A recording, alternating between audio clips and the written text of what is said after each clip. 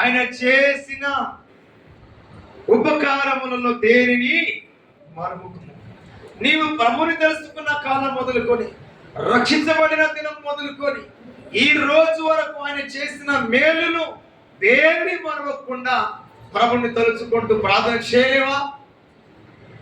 కొద్ది కష్టం రాగానే, కొంచెం దుఃఖం రాగానే, కొంచెం శరీర బలహీనత ఏర్పడంగానే, ఏదో తెలియని దుఃఖము రాగానే వెంటనే ప్రభులేడు అనుకుంటున్నావా? ఆయన మన దగ్గరనే ఉన్నాడు, ఆయన మనతోనే ఉన్నాడు. హల్లెలూయా! ఆయన మనతోనే ఉన్నాడని పరిశుద్ధ గ్రంథము లేఖనం సెలవిస్తా ఉంది. Hallelujah! Praise the lord. Hallelujah! ఆయన మనతోనే ఉన్నాడు, మనతోని లేడనే వార్త ఏనాడు కూడా అనుకోవద్దని చెప్పి నేను ప్రభుపేట మాని చేస్తా ఉన్నా.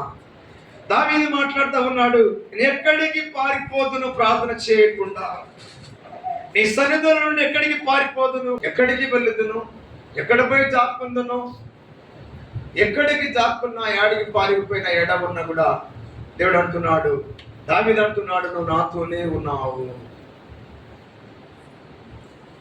దేవుని సన్నిధి నుండి పారిపోవాలనుకున్న వ్యక్తి, ఒకవేళ నాకు రెక్కలు ఉండేది ఉంటే, రెక్కలు వచ్చిన పక్షి, ఒకవేళ నేను రెక్కలు కలిగిన వాడనే ఉన్నట్టయితే రెక్కలతో ఎక్కడికో లేచిపోయి ఎక్కడో వాలిపోదును అంటున్నాడు.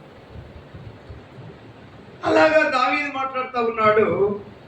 ప్రియమైన దేవుని బిడ్డ, ప్రియ కుమార్తె కుమారులారా, దేవుడు లేడని మనం ఎలా చెప్పగలము? దేవుడు మనతోనే ఉన్నాడు, ఆయన మన పక్షమనే ఉన్నాడు. నువ్వు ఎక్కడ కూర్చున్నా, తినట, భోజనట, లేచట, పడుకున్నట, ఎక్కడ తిరుగుతున్నావో ఆయనకు బాగా తెలుసు. నువ్వు ఎలా ఆలోచిస్తున్నావో ఆయనకు బాగా తెలుసు. Hallelujah! Praise the lord. Hallelujah! కనుక ఆయన మాట్లాడుతున్నాడు, నీ ఆత్మ అయితే నుండి నేను ఎక్కడికి పోదును, నీ సన్నిధి నుండి నేను ఎక్కడికి పారిపోదును. నీవు ఆకాశమునకు, నేను ఆకాశమునకు ఎక్కినను, నువ్వు అక్కడనే ఉన్నావు.